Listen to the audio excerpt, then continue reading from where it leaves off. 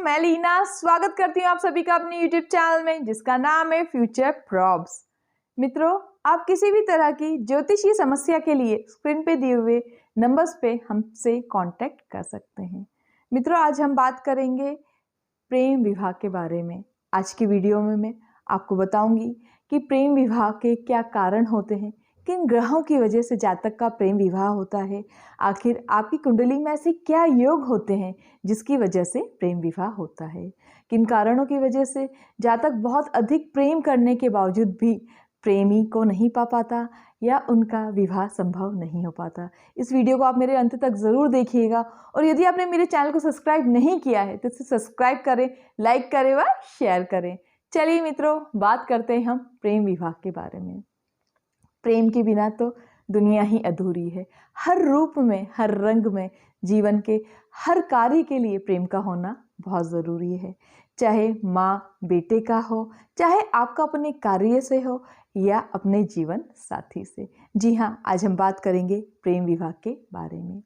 प्रेम विवाह क्यों होता है, क्या कारण होते हैं। देखिए, जीवन के जितने भी समस्याएं हैं, जीवन के जितने भी कार्य, उसके लिए आपके कहीं ना कहीं डायरेक्टली इनडायरेक्टली आपके ग्रह ही उसका कारण होते हैं। जीवन में कहा जाता है कोई भी कार्य आपके ग्रहों के बिना संभव नहीं हो पाता है। तो चलिए जानते हैं किन ग्रहों की वजह से लव मैरिज होती है या आप बहुत अधिक प्रेम करने के बावजूद भी अपने जीवन साथियों को किस वजह से, किन ग्रहों की वजह से नहीं पा पाते।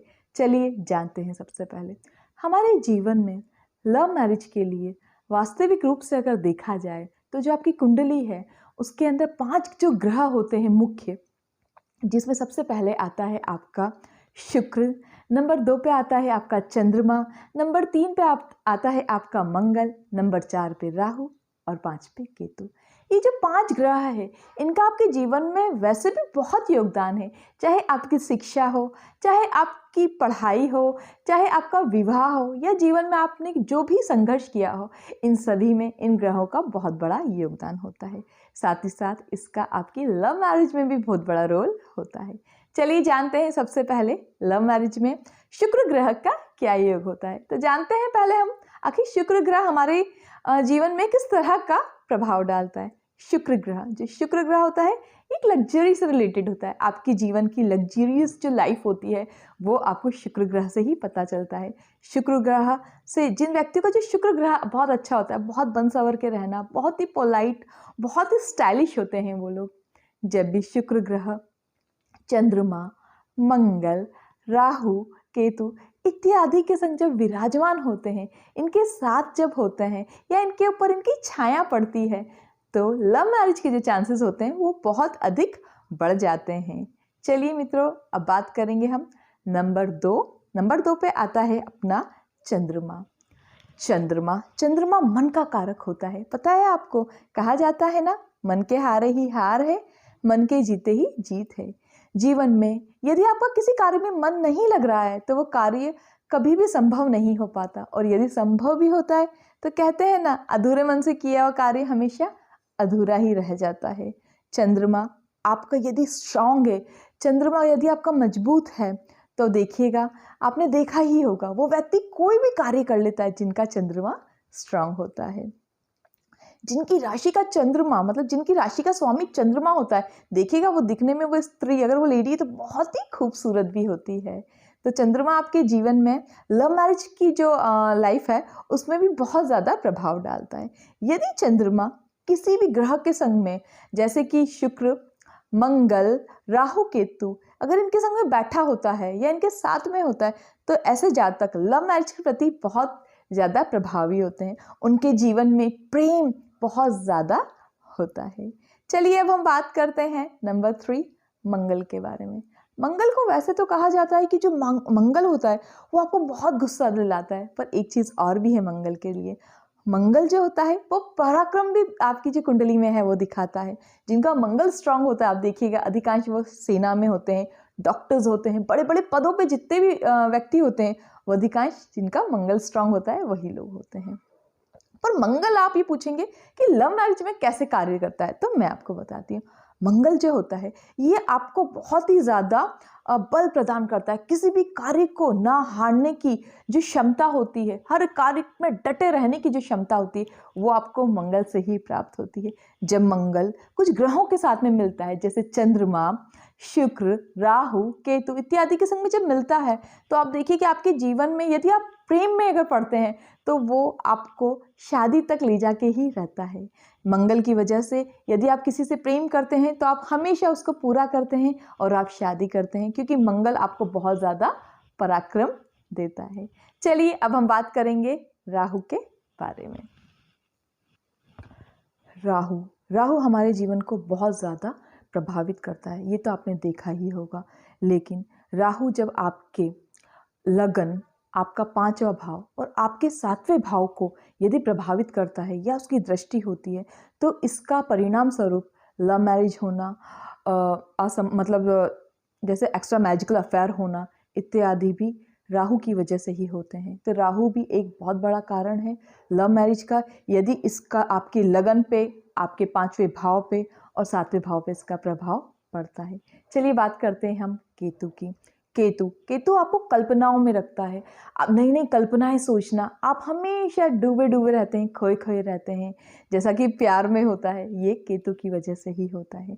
जब केतु चंद्रमा के साथ में, मंगल के साथ में इत्यादि के साथ में जब युति बनाते हैं, तो इसकी वजह से भी लव मैरिज होने के चांसेस बहुत अधिक बढ़ जाते हैं। ये तो मैंने आपको कुछ ग्रहों के बारे में बताया है जिनकी वजह से लव मैरिज हो पाती है। चलिए अब मैं आपको बताती हूँ कि आपकी जब कुंडली में किन भावों के ऊपर इनका प्रभाव पड़ता है और जो कौन कौन से भाव है जिनको देख के जाना जा सकता है कि इस जातक की लव मैरिज संभव है या नहीं है। जो मैं आपको तरीका बता रही हूँ, इससे आप अपने घर पे बैठ के आप अपनी कुंडली में, अपने पार्टनर की कुंडली में भी ये चीज़ देख सकते हैं कि आपकी लव मैरिज पॉसिबल है या नहीं है। चलिए तो बात करते हैं हम उन भावों की बात करते हैं जिनकी वजह से लव मैरिज संभव हो पाती है। सबसे पहला जो होता है, आपकी कुंडली का सबसे पहला और महत्वपूर्ण भाव जो होता है आपका लगन। जी हाँ, जिन भी जातकों का लगन स्ट्रांग होता है, देखिएगा वो कोई भी कार्य बहुत इजीली कर लेते हैं, क्योंकि जो लगन होता है ये आपको रिप्रेजेंट करता है। आप कैसे हैं, कैसा आपका स्वभाव है, ये सभी जो चीज़ें हैं, ये सब चीज़ लगन ही आपको बताता है। यदि आपका लगन स्ट्रांग है तो आपकी लव मैरिज होने के चांसेस बहुत अधिक बढ़ जाते हैं। राहु, केतु, चंद्रमा इत्यादि से भी यदि आपके लगन का संबंध हो और 5वें और 7वें भाव से भी कोई संबंध हो, तो भी लव मैरिज के जो चांसेस होते हैं वो बहुत अधिक बढ़ जाते हैं। चलिए अब हम बात करेंगे दूसरे भाव के बारे के अंदर। जो दूसरा भाव होता है आपका, वो आपके दूसरा भाव जो होता है वो आपके परिवार का भाव होता है। यदि जो आपका परिवार वाला जो भाव है, अगर उसमें विरक्ति हो या आपके परिवार में कोई प्रेम नहीं हो, तो आप देखिएगा ऐसे जातक भी अधिकांशतः लव मैरिज करते हैं, क्योंकि उनका परिवार वालों से इतना प्रेम उन्हें प्राप्त ही नहीं होता, क्योंकि उनका परिवार का जो भाव है उसमें विरक्ति होती है। इसी कारण की वजह से भी लव मैरिज के चांसेस बहुत ज़्यादा बढ़ जाते हैं। चलिए मित्रों, अब मैं आपको बताती हूँ 5वें भाव के बारे में। 5वां भाव सबसे महत्वपूर्ण भाव होता है आपकी लव मैरिज का। जी हाँ, यदि 5वें भाव पे चंद्रमा, राहु, केतु, उसके बाद में मंगल, शुक्र इत्यादि का कोई संबंध हो या इस ग्रह में वो स्थापित हो या इनके आपस में किसी भी तरह की कोई युति हो रही है, तो उसकी कारण से भी लव मैरिज के चांसेस बहुत अधिक बढ़ जाते हैं। जो लव मैरिज होती है वो इसी की वजह से बहुत ज़्यादा इसके चांसेस बढ़ते हैं। इसलिए ये जो भाव है, 5वां भाव है, ये एक बहुत ही महत्वपूर्ण भूमिका आपकी लव मैरिज के अंदर निभाता है। चलिए बात करते हैं हम 7वें भाव के बारे में। 7वां जो आपका भाव होता है ये आपके लाइफ पार्टनर, आपके बिजनेस पार्टनर, इन सभी पार्टनर्स का ये भाव होता है। जब भी आप किसी से जानना चाहते हैं कि भाई मेरा लाइफ पार्टनर या मेरा बिजनेस पार्टनर कैसा होगा, तो इसके लिए हमेशा आपका जो 7th हाउस है वो देखा जाता है। यदि आपका 7th हाउस मजबूत हो या इसका रिश्ता, मतलब इसका जो है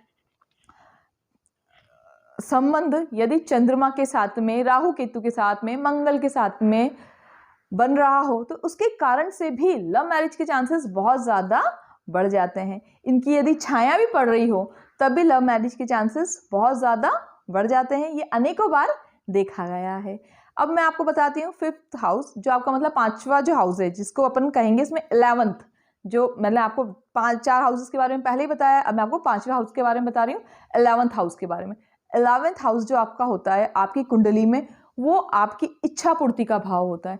यदि इस इच्छा पूर्ति के भाव में राहु केतु विराजमान हो, मंगल विराजमान हो, चंद्रमा विराजमान हो, इस तरह के यदि ग्रह विराजमान हो और ये स्ट्रांग अच्छी कंडीशन में हो, तो ऐसे जातक यदि किसी से प्रेम करते हैं तो उस प्रेम को वो विवाह में जरूर बदलते हैं, वो विवाह करते हैं, वो बहुत ज़्यादा कमिटेड होते हैं। इसका आपके लव मैरिज पे इसका बहुत अधिक प्रभाव पड़ता है। यदि आपका 11th हाउस स्ट्रांग है और इन सभी ग्रहों से कहीं ना कहीं अगर कांटेक्ट होता है या किसी भी तरह का इन पे प्रभाव पड़ता है, तो इसकी वजह से भी लव मैरिज होने के चांसेस बहुत अधिक बढ़ जाते हैं। ये तो मैंने आपको कुछ लव मैरिज से जुड़ी हुई कुछ ग्रह के बारे में बताया है। यदि आपको और भी कुछ जानना हो या आप जानना चाहते हैं कि आपकी लव मैरिज हो सकती है या नहीं हो सकती है, तो आप स्क्रीन पे दिए हुए नंबर्स पे भी हमसे कांटेक्ट कर सकते हैं, क्योंकि और भी ऐसी छोटी छोटी बहुत सारी चीज़ें होती है जिनको देख के पता लगाया जा सकता है कि आपका प्रेम विवाह संभव है या नहीं है।